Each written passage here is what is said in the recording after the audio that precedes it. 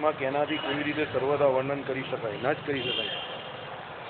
માટે હું સંક્ષેપમાં સાર માત્ર જણાવું છું. પાઠક્રમની અપેક્ષાએ અર્થક્રમ બળવાન છે. માટે ભુજિત ભોજિત કૃત પરિચરણ નત પૃષ્ઠ દ્રષ્ટ એવો અન્વય કરીને અર્થ કરવો. જે સંતો એકવાર આદરપૂર્વક ચંદન પુષ્પાદિક વડે પૂજન કરવાથી કે કેવળ સુધા શાંતિથી એટલા જ ભોજદાનથી કે એકવાર કરેલી ચરણ ચાપવા, પથારી પાથરી આપવી વગેરે પરિચર્યાથી કે એકવાર હાથ જોડવાનું ભગત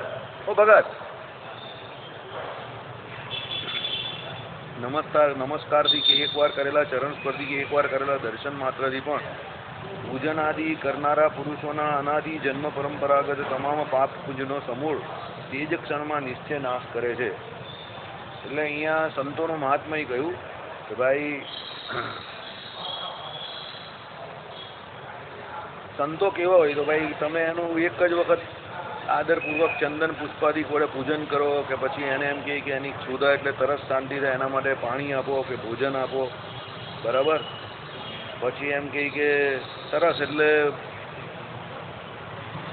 પાણી પીવાની, ને ક્ષુધા પીપાસા એટલે તરસ અને ક્ષુધા એટલે ભૂખ લાગી, બરાબર. કે પછી એકવાર કરેલા ચરણ ચાપવા. કોઈ સંતોને એમ કહે કે ભગવાનના સંત હોય તમે એને એકવાર પગ દબાવી આપો ચરણ ચાપવા એટલે કાંઈ એને પથારી કરી આપો. આવી જે કોઈ પરિચર્યા કરો કે એકવાર એને હાથ જોડીને નમસ્કાર કરી દો, નમન કરો, એમના દર્શન કરો, ખાલી ચરણ સ્પર્શ કરો, આવું જે કંઈ કરો એનાથી તમારા અનાદિ જન્મોના જે કોઈ પાપ પુંજ હોય તે બધા સર્વસ્વ નાશ પામી જાય. જે સંતોને શ્રી કૃષ્ણ ભગવાન સાધવો હૃદયમ મયમ જ્ઞાની ત્વામેત્વ મે મતમ એ રીતે પોતાના હૃદયને તુલ્યપૂર્ણ કહે છે. એટલે શું છે કે ભગવાન શ્રી કૃષ્ણએ ગીતામાં શું કહ્યું કે ભાઈ એ સંતો જે છે એ સાધુ પુરુષો છે એ તો શું છે મારો આત્મા છે, મારું હૃદય છે, બરાબર. અને એ મારાથી કિંચિત માત્ર અણુ માત્ર પણ ઓછા નથી. આટલું મહાત્મા એ સંતોનું કહ્યું.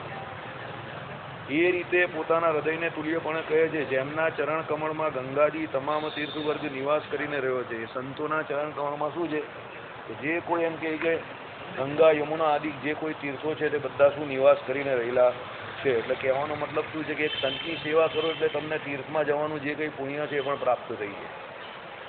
યદિચ્છસી મહારાજ સર્વ તીર્થા વગા હનમ સતામ પાદ વિનિર્મુક્તમ તોથમ શિરસી ધારયેત તથા યો. બહુ મોટું છે આ તો. ચાલો, ઇત્યાદિ પુરાણમાં કહ્યું છે આવા સાધુઓના પ્રસંગ થકી આ લોકમાં મુમુક્ષુને દુર્લભ શું હોય, કાંઈ પણ નથી. તમામ સાધન સહિત નિશ્રેયસ સિદ્ધ થાય જ.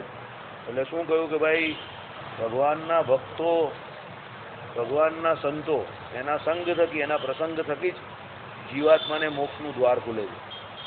જીવાત્માને જ્યાં સુધી સંતની પ્રાપ્તિ નહીં થતી, સાધુ પુરુષની પ્રાપ્તિ નહીં થતી, ત્યાં સુધી એને ભગવાનની ઓળખાણ થતી નથી. એટલે જ્યારે એમ કહે કે ભગવાન કોઈની ઉપર કૃપા કરે છે, કોઈ પણ નાના મોટા જીવ ઉપર, ત્યારે કૃપામાં શું કરે છે પોતાના સંતનો ભેટો કરાવી આપે પેલા, બરાબર. અને એ કૃપા જ્યારે એના સંત જે ભગવાનના સ્વરૂપનો જેને નિશ્ચય હોય એનો જેને ભેટો થાય એને પણ એનો નિશ્ચય કરાવે, જેના થકી એમ કહે કે પેલાના મોક્ષના દ્વાર ખુલી જાય. તમે નારદજીનું ઉદાહરણ જો, સંકાદિકજીનું ઉદાહરણ જો, એમને જે મળ્યા એ બધાના મોક્ષના દ્વાર એમણે ખોલી નાખ્યા, બધાને ભગવત પ્રાપ્તિ થઈ. સાધુ માત્રનું લક્ષણ જ આ છે કે ભાઈ જે કોઈ જીવ પ્રાણી માત્ર એની પર દયા રાખવી, કૃપા રાખવી. તો કૃપા કેવી રીતે કરે છે? એવું નથી કે ભાઈ એને આ લોકનું સુખ આપી દીધું એટલે કૃપા કરી નાખી. ઘણા લોકો તો એવું માને કે ભાઈ આ સાધુએ ધબ્બો માર્યો એટલે મારે ત્યાં ધન ધાન્યાદી વધી ગયા, બરાબર, રૂપિયા પૈસા વાળો થઈ ગયો, સુખી થઈ ગયો. એ કઈ કૃપા નથી. કૃપા તો કઈ છે કે એ તમને આ લોકમાંથી પરલોકમાં એટલે શું ભગવાનના ધામમાં ભગવાનની સમીપ મૂકી દે, એ એમની કૃપા છે. એટલે પોતા જેવા કરે. પેલી કહી ને કે ભાઈ રંધાયેલી હોય તો પેલી સાધુઆને શું કહે કે તું મારા જેવી થા એમ. એટલે સંત જેવો હોય તે શું પોતાના જેવા કરવા માટે બીજા જીવોને એમ કહે કે સદાને માટે પ્રયત્નશીલ રહી જ ને એના માટે એમણે જે કંઈ વેઠવું પડે છે તે વેઠે પણ છે. પણ એમની કૃપાનું કારણ જ છે જેને કરીને આ ભારતખંડને વિશે આજે પણ આમ કે આ મોક્ષનો માર્ગ આવો ને આવો ચાલ્યા કરે છે અને આમને આમ જ ચાલતો રહેશે.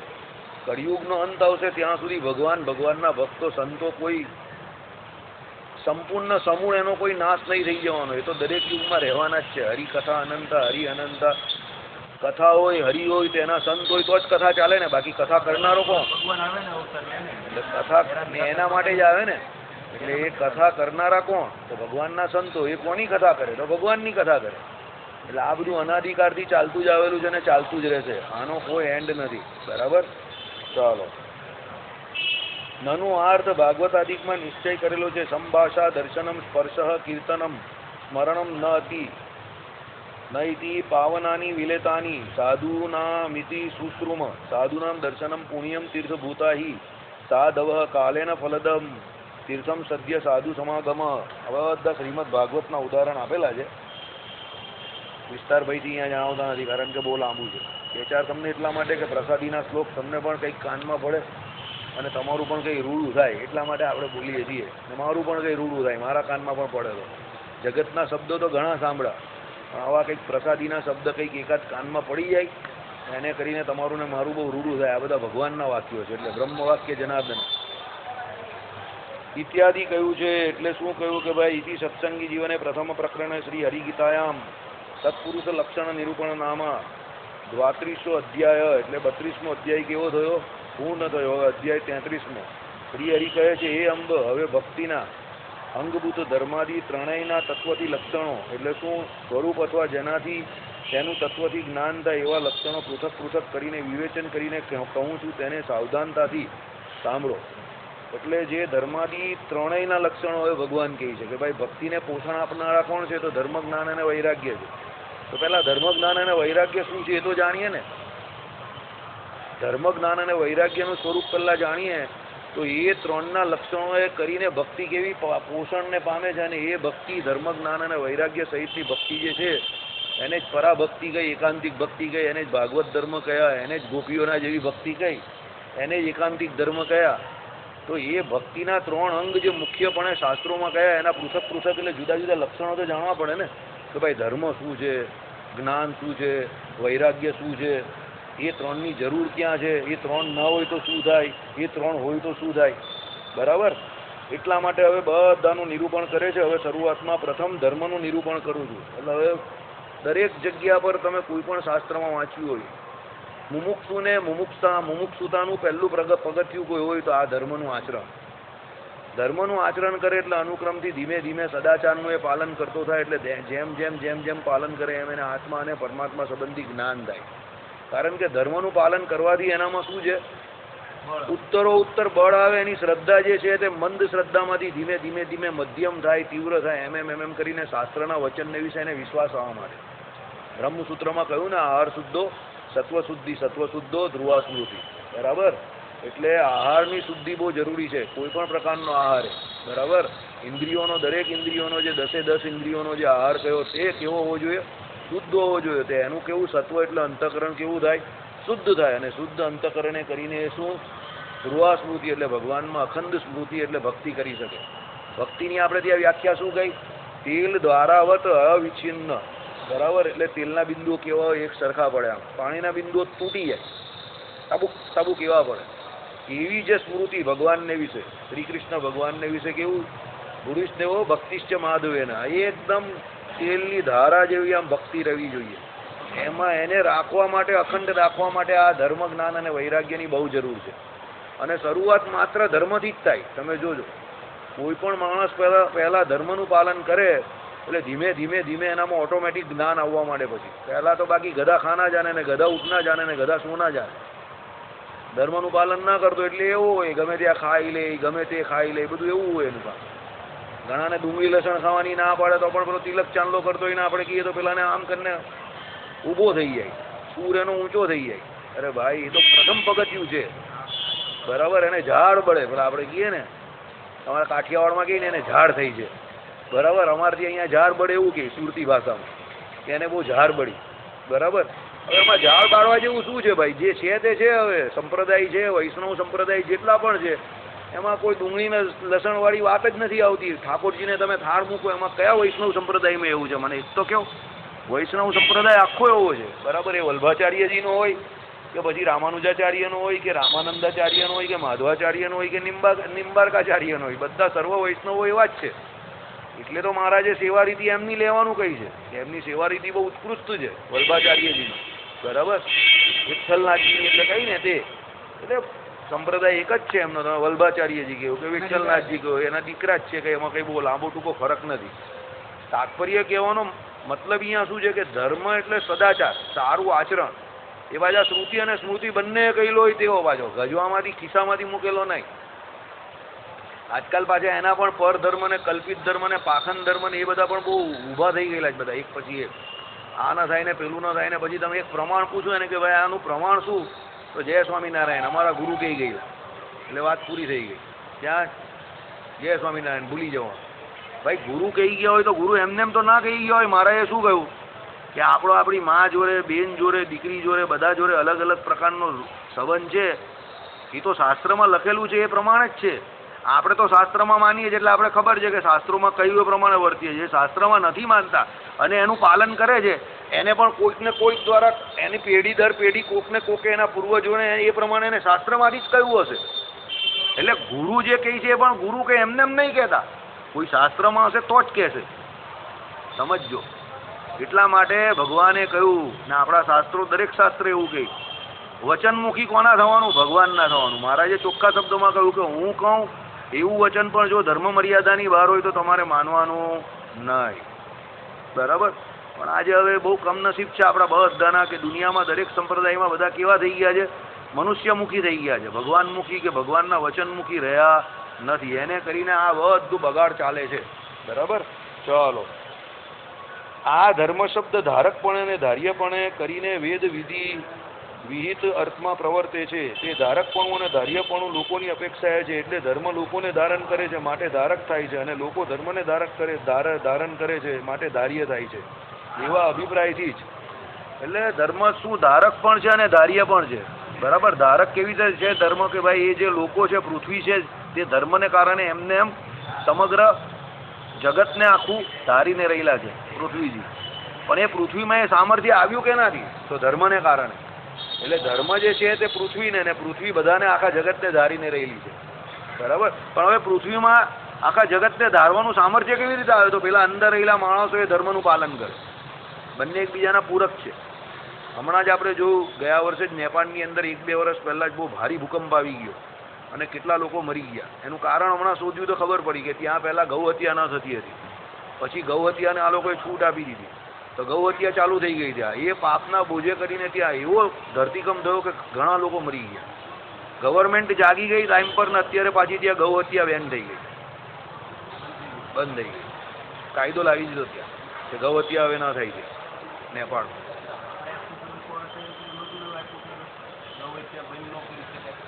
આપણે ત્યાં એવું નથી આપ્યું કે બંધ નહીં કરી શકાય એવું એવું નહીં કહ્યું. આપણે ત્યાં બી ગૌ હત્યાની તો ના જ પાડેલી છે. દરેક દેશમાં એક એવા પ્રાણી છે. અમેરિકામાં કૂતરાનું માંસ ખાવાની ના પાડી છે. અમેરિકામાં કૂતરાનું માંસ ના ખવાય. કોઈ પણ હોટલમાં જો ભૂલમાં પણ કૂતરાનું માંસ આવી ગયું ને કોઈ સાબિત કરી દીધું તો હોટલને તાળા લાગી જાય છે. દરેક દેશમાં એવું છે. એક એક પ્રાણીની એ લોકોને કાં સુખ છે એટલે એનું માંસ નહીં ખાતા, કાં પવિત્રપણે માનીને એનું એ નહીં ખાય ને સુવરનું. એટલે જ ને. એટલે દરેકમાં એવું છે, બધામાં એવું છે.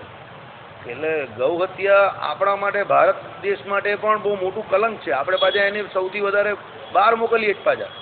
આપણે એક્સપોર્ટર છે માંસનું સૌથી મોટું. આપણે બહુ મોટા એક્સપોર્ટર છે એના માંસના. આપણે બહુ મોટા હિન્દુ રાષ્ટ્ર તરીકે આપણા માટે આ લજાવા જેવી બાબત છે.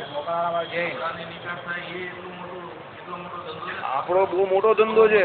એટલે કોંગ્રેસ એટલે તો ડરાવતી હતી આપણે કાયમ કે બંધ થઈ જશે તો ધંધો બંધ થઈ જાય, ધંધો બંધ થઈ જાય. એ તો હવે એમાં તો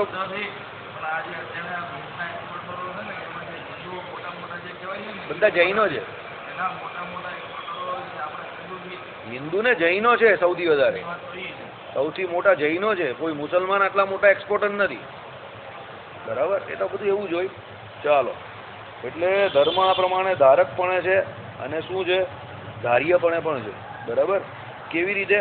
ધર્મ પૃથ્વીને ધારે, લોકોને ધારે, અને લોકો પાછા એ ધર્મનું ધારણ કરે. એટલે બંને એકમેકને કેવા છે? પૂરક છે. એવા અભિપ્રાયથી જ ત્રણાયામ લોકાનામ સર્વેશ્વરાણામ ધારક જીવેશૈ ધારણી યશ્ચ એમ કહ્યું છે. ધર્મના ધારકપણામાં ધર્મો વિશ્વસ્ય જગત પ્રતિષ્ઠામ લોકે ધર્મિષ્ઠમ પ્રજા ઉપસર્પંતી ધર્મેણ પાપમ અપનુદતી. આવી તૈત્રીય બ્રાહ્મણમાં, તૈત્રીય બ્રાહ્મણ શું છે? ઉપનિષદ છે, બરાબર, શ્રુતિ છે. બ્રહ્માને આરંભીને મનુષ્ય પર્યંત સર્વ કોઈ વેદ વિધિને વશ વર્તનારા છે. બ્રહ્માજીથી માંડીને અહીંયા સુધીમાં જે કોઈ મનુષ્ય છે બધા વેદ વિધિને અનુસરનારા છે. એટલે વેદને અનુસરનારા આપણે છે. આપણે બધા વૈદિક પરંપરાએ યુક્ત સનાતન ધર્મી છીએ. આપણો કોઈ અલગ ધર્મ નથી. સર્વ વૈષ્ણવો જે છે તે બધા સનાતન ધર્મી છે. સનાતન ધર્મની બહાર આપણે કોઈ નથી, બરાબર. ચાલો, અને એ વાતનો આપણે ગૌરવ હોવો જોઈએ, કારણ કે દુનિયામાં જ્યારે કોઈ ન હતું ત્યારે પણ સનાતન ધર્મીઓ હતા. સમજજો, સનાતન ધર્મી કોઈમાંથી કન્વર્ટ નહીં થયા. સનાતન ધર્મી ઓરિજિનલ છે. સનાતન ધર્મીઓમાંથી કાર્ય કરીને લોકો કન્વર્ટ થાય છે. એટલે તો પેલા યોગી आदित्यनाथ કહે છે कि जिन लोगों को अभी हम कह रहे हैं कि वापिस आ जाओ, वो कन्वर्ट नहीं कर रहे, घर वापिस आ जाओ प्रोग्राम हमारा बनाया है, क्योंकि वो 500 साल पहले 600 साल पहले हिंदू ही थे. भारत में कोई ओरिजिनल मुस्लिम नहीं है, सब कन्वर्ट हुए हैं, બરાબર. એટલે આ આપણો સનાતન ધર્મની ઉપર સૌથી મોટો પ્રહાર થયો છે. બધા કન્વર્ટ જ થયેલા છે.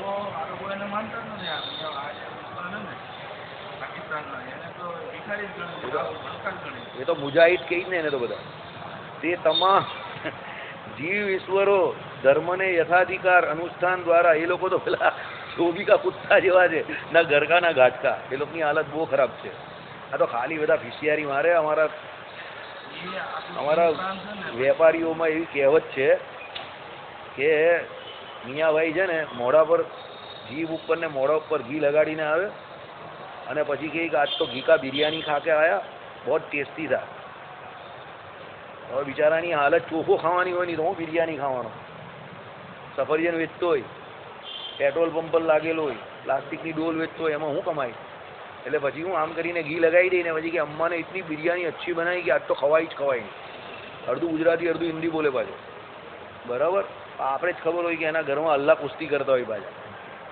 અલ્લાહ કુસ્તી કરે ને, કોઈ ધર્મ પાડે નહીં, કંઈ નહીં. એટલે તમે જોજો ગરીબી, પુષ્કળ ગરીબી હોય એ લોકોમાં. બધા તમો ગુણી હોય, જડ પ્રકારતા એ લોકો. બસ સવારથી રાત સુધી અધર્મ જ અધર્મ. અને જેવો અન્ન તેવો ઓળકાર. તમો ગુણી ખોરાક એટલે જડતા એટલી બધી આવી જાય એ લોકોમાં, કોઈ વાતમાં સમજે જ નહીં. તમે ગમે એટલો હોર્ન મારો પણ એ રિક્ષા ચલાવતો હોય તો સાઈડ આપે જ નહીં તમને. જોજો એમ હું કરીને બાપુની ગાડી ચલાવ્યા કરે. તમને એમ કે આના કરતાં માણસ દોડતો દોડતો પહેલો પહોંચી જાય, બરાબર. કારણ કે બુદ્ધિમાં બધી જડતા ચાલી જાય, ખોરાક પાણી બધા એવા ને. એટલે તે તમામ જીવ ઈશ્વરો ધર્મને યથાધિકાર અનુષ્ઠાન દ્વારા ધારણ કરે છે, માટે ધર્મનું ધાર્યપણું પણ છે. જીવ ઈશ્વરો એટલે અહીંયા પૃથ્વી પર રહેલા જીવો અને બીજા દેવતાઓના લોકમાં રહેલા તે બધા ઈશ્વરો કહેવાય. અહીંયા ઈશ્વર તરીકે પરમાત્માને નહીં કહે, બરાબર. એ બધા શું છે? ધર્મને અનુષ્ઠાન પ્રમાણે પાડનારા છે. અહીંયાથી માનીને બ્રહ્માદિક લોકમાં, સ્વર્ગાદિક લોકમાં દરેક દેવતાઓને પણ પોતપોતાના ધર્મમાં રહેવાનું છે. જો દેવતાઓને એ લોકોને પોતપોતાના ધર્મમાં ન રહેવાનું હોય તો ઇન્દ્રએ અહીંયા આવીને જે અહલ્યા જોડે ખોટું કર્યું તો એના બદલામાં એને શ્રાપ ન થાત, એના શરીરને વિશે પેલો કોર થયેલો એ ન થાત. એટલે કર્મનું, હા, એટલે કહેવાનો કર્મનું ફળ તો ઇન્દ્રાદિકને પણ ભોગવવું પડે છે. એમ એવું નથી કે નથી ભોગવવું પડતું, સમજજો. એટલે ત્યાં પણ કર્મ છે, એવું નથી કે કર્મ નહીં ભોગવવું પડતું. નહીં તો એને કા કર્મ ભોગવાય? તો દેવતાઓના રાજા છે, એને પણ કર્મનું ફળ તો ભોગવવું પડે જ. એના પણ પુણ્યનો નાશ થાય તો ધબાક દઈને ઉપરથી સીધા નીચે આવી જાય છે, બરાબર. જીવોએ અનુષ્ઠાન કરેલો આ ધર્મ તે દેવ મનુષ્યોએ આ લોકમાં પુત્ર પશુ આદિક અભ્યુદયિક અર્થ સાથે જોડીને યથા વિભાગ ધારણ કરે છે, માટે ધારક છે. શું કહ્યું? જીવો જે અનુષ્ઠાન કરે છે આ ધર્મનું, એટલે એનું જે પાલન કરે છે તે દેવ મનુષ્યોને આ લોકમાં પુત્ર પશુ આદિક અભ્યુદયિક અર્થ સાથે જોડીને, એટલે તમે જે કંઈ સત્કર્મો કરો એના બદલામાં તમને પુત્રની પ્રાપ્તિ થાય, ઘરમાં વાહનો આવે, આ બધા જે અભ્યુદય તમારા થાય. અભ્યુદય એટલે શું? તમારું ઉદ્ગમન થવું, ઉત્કર્ષ થવું. હા, આ સાદી ભાષામાં તમે કે તમારું પેલું કહીને કે મારું ભાગ્ય ખુલી ગયું, નસીબ ખુલી ગયું. પેલો ગાડીવાળો છે એમ કહે કે સદગ્રસ્ત છે, મોટો બંગલો છે, ઘરમાં 2-4 બૈરીઓ છે, 8-10 છોકરા છે, બરાબર. એના ઘરે જાઓ તો તમને એમ જ લાગે કે આખી ક્રિકેટની ટીમ છે ને પોતે એમ્પાયર હોય, આઉટ ને નોટ આઉટ જ આપે, બરાબર. એમાં એની ઘરવાળી થર્ડ એમ્પાયર થઈને ના પણ પાડી દે, હોય નોટ આઉટ છે. એટલે એ બિચારો તો એમ્પાયર કે ભાઈ ડિસિઝન પાછું ખેંચું છું, આમ કરીને 8 આમ પાછા કરી લઈ. બરાબર, કારણ કે એની બિચારાની હેસિયત જ એટલી એમ્પાયરની. થર્ડ એમ્પાયર નો ડાઉટ આપે એટલે એ પાછું આમ કરી દેવાનું. થર્ડ એમ્પાયરની ઘરવાળી જોઈ પાછી. બરાબર, ચાલો. એટલે આ અભ્યુદય કહેવાય. એટલે તમે જે સુકૃત કરો છો એ કંઈ ભગવાન એની પાસે રાખી નહીં મૂકતા, સમજજો. એના બદલામાં તમને દે. બરાબર, એટલે કહેવાનો મતલબ શું છે કે કોઈને 2-3 છોકરાઓ હોય તો બધા સંતો નહીં કહે ભાઈ ભાગ્યશાળી છો તમે, તેના પૂર્વના સત્કર્મનું ફળ હોય એને. કોઈના ઘરમાં વાહન હોય, નોકર ચાકર હોય તો એના પૂર્વના સત્કર્મનું ફળ હોય. એવું નહીં હોય કે અત્યારે બહુ હોશિયાર છે એટલે બધું એને મળી ગયું. હોશિયાર તો બધા દુનિયામાં બહુ હોય છે. બરાબર, હોશિયારીને તમને મળેલી વસ્તુ જોડે કોઈ લેવા દેવા નથી. યાદ રાખજો, એવો તમારા મગજમાં ખોટો ખ્યાલ હોય તો કાઢી નાખજો ભાઈ. બરાબર, ભલા હોશિયાર મેં છે ને 5,000 રૂપિયાની નોકરી કરતા જોયા છે, અને ભલા ગગામે એવા જોયેલા છે કે એ શેઠ બંને બેઠા હોય અને જેને બોલવાનું ભાન નહીં હોય, બોલે તો થૂક નીચે પડી જાય. બરાબર ને, એને પેલા શેઠ કહેવો પડે, અને બાથરૂમમાં જઈને પછી એને ગાળ દે, એને મોડા પર તો કંઈ બોલાય નહીં એવા હોય. એટલે પૂર્વના સત્કર્મને કારણે એ શેઠ બનેલો હોય, હોશિયારીને કારણે ન બનેલો હોય. એટલે તમને એવું લાગતું હોય કે ભાઈ હું મારી હોશિયારીથી કમાઉં છું, તેવી ગલત ફહેમી હોય તેને કાઢી નાખજો ભાઈ. કોઈ હોશિયારીથી કમાતું નથી. બરાબર, બધા પોતપોતાના ભાગ્યથી કમાય છે. હોશિયારી તો ભાઈ જીવની હોશિયારી જે છે એટલે જીવનું જ્ઞાન. હવે એ જે એનું જ્ઞાન જે વધવું કે ઘટવું જે છે એ તો એના કર્મને આધીન જ છે. બરાબર, અને એ જ્ઞાન પણ એને પરમાત્માની કૃપાને હિસાબે જ મળતું હોય છે. જેટલું ભગવાનનું ભજન કરે એટલું જ્ઞાન વધે, એ પ્રમાણે એ જ્ઞાની થાય. એનું જ્ઞાતૃત્વ પણ એના કર્મને આધીન જ છે. અને એને જે સત્કર્મ કરીને એમ કહે કે જે પ્રમાણે અહીંયા ધન મળે, ધાન્ય મળે, મકાન મળે, બંગલા મળે, ગાડી મળે, મોટર મળે, નોકર મળે, ચાકર મળે, વાયરી મળે, છોકરા મળે, જે કંઈ મળે એ પણ એના સુકૃતને કારણે જ મળે છે. બરાબર, બાકી એમને તમે કહો કે બહુ મહેનત કરી તો બધા મહેનતના મજૂરો બહુ કરે છે બિચારા. બિલ્ડિંગ બનાવે અને બીજાની બિલ્ડિંગમાં સુઈ જતા હોય, પણ જેવી બિલ્ડિંગ બની જાય એટલે એ લોકોને જીપીએલ આઈડિયા આવ્યો. એ લોકો તો એવું જ ઈચ્છતા હોય કે જ્યાં સુધી આ નહીં બને ત્યાં સુધી સારું, કારણ કે ભાઈ બીજે કામ મળે ન મળે તરત બચારવાને તો તરત કામ મળતું હોય. બરાબર, એટલે પેલા છોકરાઓ બી ત્યાં જ પેલા હાલત મૂકીને આમ કરતા પેલી હાડી હોય ને એની આમ એક બાજુ 2 થાંભલા પર લટકાવેલી હોય અને પેલો બિચારો ત્યાં ઝૂલેલાલ મસ્તકલ અંદર થયા કરતો હોય. બરાબર, કહેવાય હું પાછા એના બર્થ સર્ટિફિકેટ તો હું બહુ મોટા એપાર્ટમેન્ટમાં મારો જન્મ થયેલો, પણ ત્યાં મારા મા બાપ શું કરતા હતા, બિચારા ઈંટો ઉચકતા હતા. થયેલો તો એ એપાર્ટમેન્ટમાં જ એનો જન્મ, ના નહીં પાડતા, પણ એ એપાર્ટમેન્ટ એનો હોય નહીં હોય બીજાનો. એટલે આ બધું ભાગ્યનો ખેલ છે મારા ભાઈ. નસીબ બહુ મોટું કામ કરે છે, યાદ રાખજો. એટલા માટે અમે તમને કાયમ કહ્યા કરીએ છીએ આ સભામાંથી જે કંઈ ભગવાન આપે એમાંથી સુકૃત કર્યા કરો. બરાબર, નહીં તો છે ને શાસ્ત્રકારોએ ચોખ્ખું કહ્યું છે આજે જેટલા લોકો ભીખ મંગુ છે ને, ભિખારીઓ, એ પૂર્વે બહુ માલદાર હતા પણ એમને કોઈ સુકૃત નહીં કર્યું એટલે ભગવાને એ લોકોને બધાને અલ્લાહ કે નામ પે દે દે, ભગવાન કે નામ પે દે દે એવા કરી નાખ્યા. બધા કટોરા આપી દીધા બધાને. બરાબર, એટલે જે કંઈક બની શકે એટલી સેવા કરો. બરાબર, સુનિલભાઈ પેલું બ્રાહ્મણોનું કામ લાવેલા છે તે કરો, તમારાથી થાય એટલી કરો. 1 બ્રાહ્મણને 2 બ્રાહ્મણને જેટલી થાય એટલી કરો. અડધાની થાય તો અડધાની કરો, આપણે ના નહીં પાડતા. 500 રૂપિયા ભાઈ તો 500 આપજો, અરે 200 આપી દેજો. ગોપાલ ને સુનિલ તો એ પણ લઈ લેશે, એ બંને બહુ ભારે છે. setting.com છે તો ગમે તારી સેટ કરી દે. બરાબર, પણ કંઈક કરો, ફૂલ્લી પાંખડી. આવું કોરા નહીં રહ્યો, કંઈક કરશો તો કંઈક પામશો.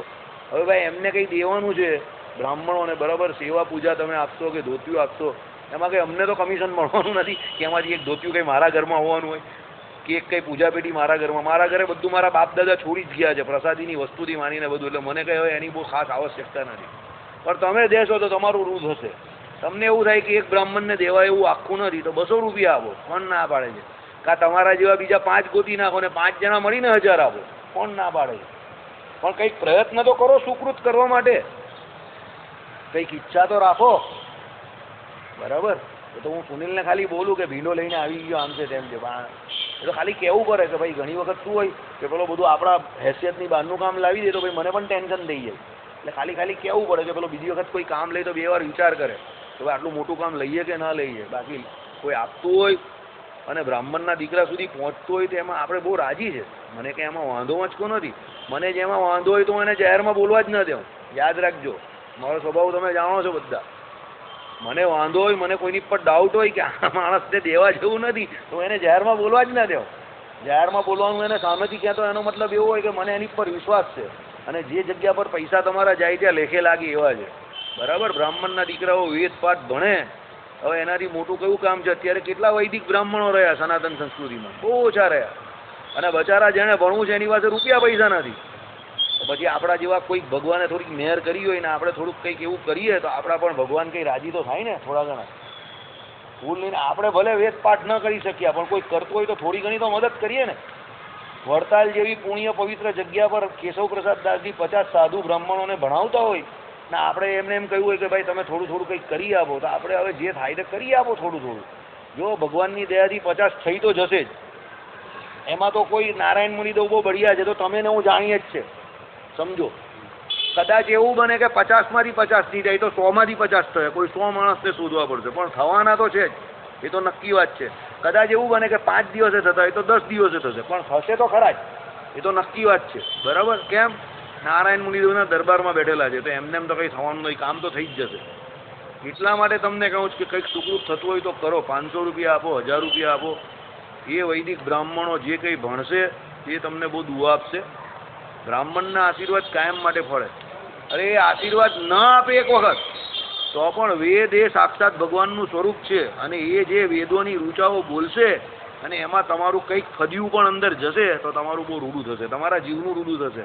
હું કહું કે કદાચ આ લોકમાં તમને કંઈ મેળવવાની આશા ન હોય, બહુ સારી વાત છે, પણ પરલોકમાં પણ તમને બહુ સારી પ્રાપ્તિ થશે. બરાબર? આવા કાર્યો કરવાના લાભ બહુ ઓછા મળતા હોય લાઈફમાં, એટલે તમારાથી જે કંઈ બને કરજો. બરાબર? ચાલો. આ અભ્યુદયિક આવ્યું એટલે મેં તમને કહ્યું આ બધું અભ્યુદય કરવાના આ બધા સહેલા સાધનો છે. બરાબર? એ ફ્રીમાં ભણાવે. પણ આ તો ત્યાં તો શું છે કે કેશવ સ્વામીને આખી એ લોકોને પેલી ધોતિયાની જોડી, પૂજાની પેટી, આખા પેલા માથાનું તેલ બધું આપવાનું, એટલે આખું સેટ જ આપવાનો છે. નવા જ આખી કીટ આપવાની છે. એટલે સુનિલ પેલો ગયો હતો તેને કહ્યું કે મંડળમાંથી કરાવી દે પૂજા પેટી. હવે બ્રાહ્મણો પૂજા કરે સ્વામિનારાયણ ભગવાનની, આ સત્સંગી થાય તો સારું જ કામ છે ને. બરાબર? એટલે સુનિલે કહ્યું, મેં પહેલાં તો જરા કહ્યું, મેં કીધું બધા બહુ મોટા મોટા ખર્ચા લાવે ભાઈ, મંડળની કેપેસિટી નથી. તો બિચારો શરમાતો બોલ્યો, પછી મેં કહું ચાલે થઈ જાય તો ભરી ઈચ્છા, કરાવવાવાળા આપણે કોઈ નથી. હવે એ લઈને આવ્યો તો ભગવાન પણ કંઈક તેને બનાવ્યો હશે ને. બરાબર? લઈને આવ્યો તો થઈ જશે એ તો હરી ઈચ્છાથી. ચાલો.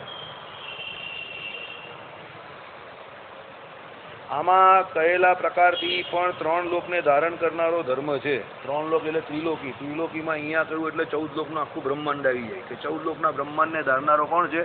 ધર્મ જ છે. કેવી રીતે 14 લોકનું બ્રહ્માંડ? આ આપણો મૃત્યુલોક, આપણી નીચે 7 પાતાળ, એટલે આ મૃત્યુલોક એક, નીચેના 7 પાતાળ એક બીજો લોક, અને ઉપરનો 6 લોક જે છે એને ત્રીજો લોક, એટલે 3 લોક. એટલે કેવી રીતે 14 લોકના બ્રહ્માંડને ધારનાર કોણ છે? ધર્મ છે. બરાબર છે? ક્લિયર? ક્લિયર. ચાલો. માનુષાથી યોની જે પુરુષાર્થ સંપાદનમાં લાયક હોવાથી શ્રેષ્ઠ ગણાય છે. મનુષ્ય જન્મ એક એવો છે કે અહીંયા તમે જે કોઈ પુરુષાર્થ ચાહો, ધર્મ, અર્થ, કામ ને મોક્ષ, એ બધા પાઈ શકો.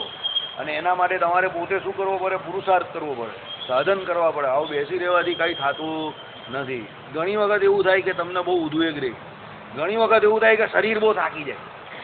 પણ એક વસ્તુ યાદ રાખજો, શરીરનો ગુણધર્મ થાકવાનો છે. શરીર તો થાકવાનું જ છે. થાકેલું શરીર છે ને ગમે ત્યારે પડવાનું છે, એ વાત પણ નક્કી છે. તમારી જોડે શું આવવાનું છે? આ શરીરે કરેલા જે સુકૃત છે એ પાસે તમારી જોડે આવવાના. મને પણ ઘણી વખત એવું થાય કે હાલું બહુ લાંબો ને બહુ હેક્ટિક, બહુ દર્દનાક દિવસ જાય છે. એમ આમ કરીએ એટલે આમ બધું બધેથી અવાજ આવવા માટે થાક તો લાગે ને, માણસ છે ને ભાઈ. ઘણી વખત મને પણ એવું થાય, પણ પછી આપણે શું વિચારીએ? મેં પૂછ્યું આનું કામ તો એવું જ છે કે થાકવાનું છે, પણ જેટલું આ શરીરે કરીને બને જેટલું કરી નાખીએ. કાલે ઉઠીને કંઈ ખબર નથી, મારા જેવો જ પહેલવાન માણસ 3.5 મહિના પેવેલિયનમાં નહીં ચાલ્યો ગયેલો. 3.5 મહિના હું પેવેલિયનમાં નહીં ગયેલો, 2.5 મહિના અહીંયા, અને પછી કામ ધંધામાં બીજા, એમ કરીને 3.5-4 મહિના હું પેવેલિયનમાં નહીં સૂઈ ગયેલો. કાં દેહનો કંઈ ભરોસો છે? તો દેહ ચાલતો હોય તો ભલે હવે થોડું ઘણું આમ તેમ થાય, હવે અડધો કલાક ઊંઘ આમ તેમ થાય, વચ્ચે કંઈ 1-2 ઝોકા આવી જાય, ગમે તે, પણ કંઈક સુકૃત થતું હોય. હા, મરી જાય ને. એમાં એ મરી એટલે ગયેલો કે ખુશ થયો બહુ ને, એમાં લગ્ન થઈ ગયા, એમ કરીને બહુ ખુશ થઈ ગયો, તો નાઈચો જોર માટે એટેક આવી ગયો. હવે એને કોણે કીધેલું કે હમણાં નાચ? બરાબર? એટલે એ ખોટી એને ભૂલ કરીને નાચવાની. મને પૂછવા આવતો તો હું ના પાડતો ને કે ભાઈ હમણાં નહીં નાચતો, પછી નાચજે. તો પછી ઓટોમેટિક જ નાચવાનો હતો એ બીજે દિવસથી. એની બૈરી જ એને નચાવતે, એ આગળથી નાચતો થઈ ગયો. એ પ્રેક્ટિસ કરવા કાલે બૈરીને ઘરવાળી નચાવે, એના કરતાં હું અત્યારે થોડી પ્રેક્ટિસ કરી દઉં, તો પ્રેક્ટિસમાં જ ચાલ્યો ગયો. પેલો કહીને પ્રેક્ટિસ મેચની અંદર જ બોલ માથામાં વાગી ગયો, ઓરિજિનલ મેચ રમ્યા વગર જ પહોંચી ગયો. બરાબર? એટલે એવી રીતે થોડું નચાય ભાઈ. મને પૂછતે તો હું ના જ પાડે. હા ચાલો વખત તો બહુ હસવું આવે. ગમે ત્યાં ગાડી જોડાઈ જ જાય બસ. બરાબર કે નહીં? હે ચાલો એક જ મિનિટ કઈ નહીં થવા દે ટાઈમ, બહુ ટેન્શન નહીં લેવાનું. એક મિનિટ. માનુષાદી યોની જે પુરુષાર્થ સંપાદનમાં લાયક હોવાથી શ્રેષ્ઠ ગણાય છે તેની પ્રાપ્તિ પણ પૂર્વ ભવમાં આચરેલા તે ધર્મના ફળભૂત છે, માટે તેમાં પણ ધર્મનું ધારકપણે સંભવે છે. અત્યારે પણ જે આપણે પ્રાપ્ત થયું તે પૂર્વના સુકૃતને કારણે થયેલું છે. એમ નહીં સમજતા કે ભાઈ હું સોફ્ટવેર એન્જિનિયર છું એટલે કમાઉં છું. હું એમ નહીં સમજુ કે મારી જબાન બહુ સારી છે એટલે લોકો મને ધરાધર બધું કામ કરી નાખે છે. તો કોઈ બીજો એમ નહીં સમજી લે કે ભાઈ મારી વીમાની પોલિસી લોકો મારા સંબંધી લે છે પૂર્વના સુકૃતને કારણે. ને કોઈ હીરામાં જાય તો એમ નહીં સમજ કે હું બહુ મોટો હીરા પારખું છું એટલે મને મળી જાય છે. પૂર્વના સુકૃતને કારણે મળે છે. આખું વાક્ય પૂરું ના થયેલું એટલે ભલે 1 મિનિટ ઉપર ગઈ પણ હું ચલવું છું, કારણ કે વાક્ય પૂરું કરવાનું. અત્યારે જે કંઈ મળ્યું છે પૂર્વના સુકૃતને કારણે જ મળેલું છે. યાદ રાખજો. આટલા શાંતિથી બેઠેલા જ ને તે પૂર્વના સુકૃતને કારણે. એટલે શાંતિથી બેસવું હોય તો સુકૃત કરતા રહો. મારી જેમ જ બેઠેલા જ રહેવાનું, ઊભા થવાનું જ નહીં. બરાબર? હમણાં જ મને એક ભાઈ કહેતા હતા એમ કે તમે તો જબરા માણસ છો, એમ કે ચાલવાનું કેવું તો ચાલો નહીં. મેં કહું જો અમે ધક્કાવાળા માણસ છે. અમે ભીડમાં કોઈ દિવસ કોઈ બીજાને લાત મારવા નહીં ઊભા રહેતા કે ધક્કો મારો. અમે એટલા ઊભા રહીએ કે કોઈ અમને ધક્કો મારે ને અમે સીધા બહાર નીકળી જઈએ. લોકો કે આ બી જબરી થિયરી તમારી. શ્રીપતિમ શ્રી ધર્મ